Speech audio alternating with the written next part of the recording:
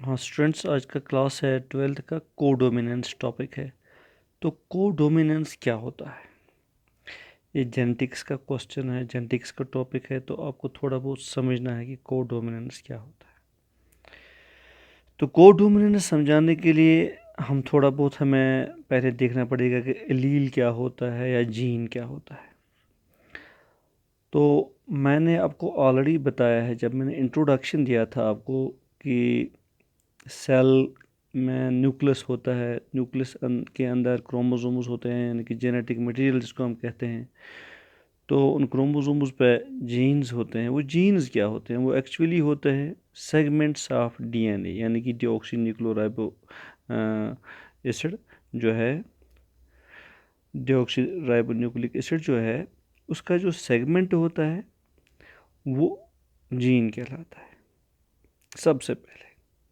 तो सबसे पहले हमें यही देखना है कि जीन होता क्या। तो जीन डीएनए का एक सेगमेंट है, लेकिन इसका फंक्शन क्या है? फंक्शन इसका यह है कि सपोज कोई ऑर्गेनिज्म है, मान लो एक इंसान है, उसका बॉडी कलर, उसका स्किन कलर कैसा है, उसके बाल जो है, हेयर, वो उसका कलर कैसा है, या उसकी आइज़ जो है उसका कलर कैसा है। तो वो कलर एक्सप्रेस करने के लिए, यानी कि उसका वो फिनोटिपिक ट्रेट है, किसी का स्किन कलर, किसी के हेयर, किसी का आई कलर, किसी की हाइटनेस, किसी का डिवार्फनेस, किसी के कर्ली हेयर, किसी के स्ट्रेट हेयर। तो ये क्या होते हैं? ये है जीनो these phenotypic traits of an organism. तो genes which are actually the segments of DNA deoxyribonucleic acid, they are responsible for these traits. Their main and prime function is to express a phenotypic trait inside an organism. तो एक gene, चाहे वो genotype भी दिखाता है या phenotype भी दिखाता है। तो फिनोटाइप आपको समझने के लिए मैं बता रहा हूँ कि फिनोटिपिकली एक जीन कैसा एक्ट करता है। तो ये जीन हो गया। अब हम थोड़ा बहुत देखेंगे कि एलील क्या होता है। तो यहाँ मैं आपको समझाने की कोशिश करूँगा कि एक जीन है,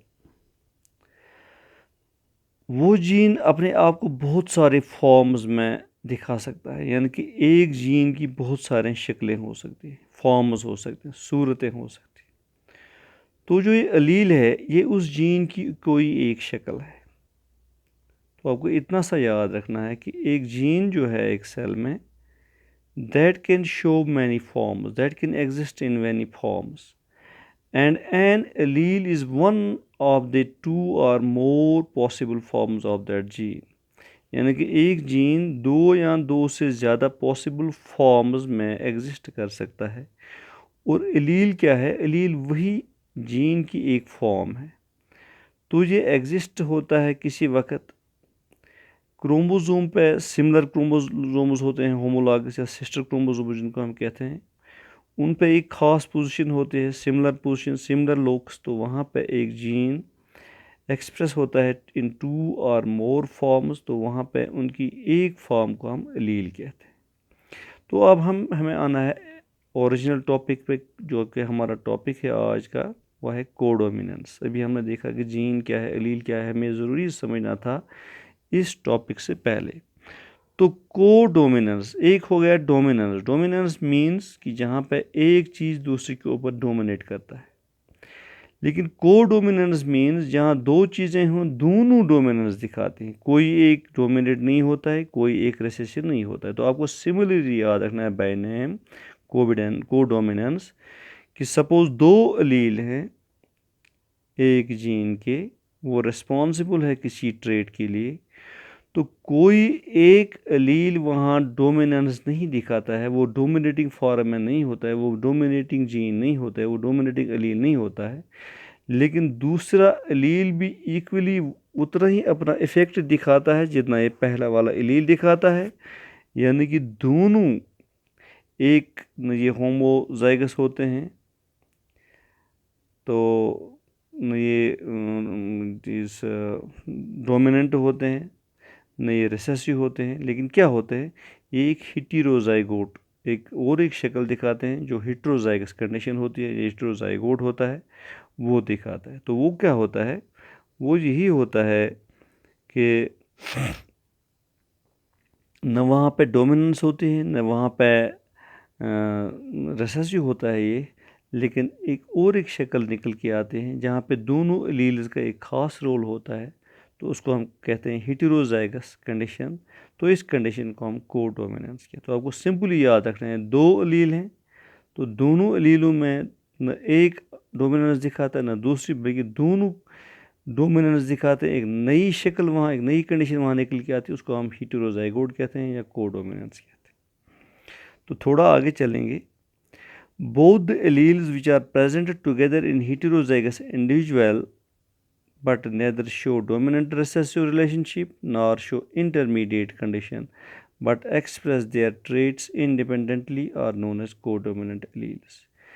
तो जो ये कोडोमिनेंट एलील्स हैं, ये जब किसी इंडिविजुअल में काम करते हैं तो वहाँ पे जो मैंने अभी दिखाया कि न ये डोमिनेंट रिलेशनशिप दिखाते हैं, न ये रिसेसिव रिलेशनशिप दिखाते हैं, बल्कि एक इंटरमीडिएट कंडीशन वहाँ से निकल के आती है, यानी कि ये इंडिपेंडेंटली वहाँ पे एक्ट करते हैं। एक एलील अपना एक ट्रेट दिखाता है, दूसरा एलील अपना एक ट्रेट दिखाता है, तो उसको हम कहते हैं उनको हम कहते हैं कोडोमिनेंट एलील्स, यानी कि जब दोनों एलील अपना अपना अलग ट्रेट दिखाएगी। तो थोड़ा और हम इसमें ऐड कर सकते हैं यहाँ पे कि सपोज़ अब मैं आपको समझाने की कोशिश करूँगा एक एग्जाम्पल से कि कोडोमिनेंस कैसे होता है। सपोज़ एक इंसान को हम लिखते हैं, इंसान में कैसे होता है।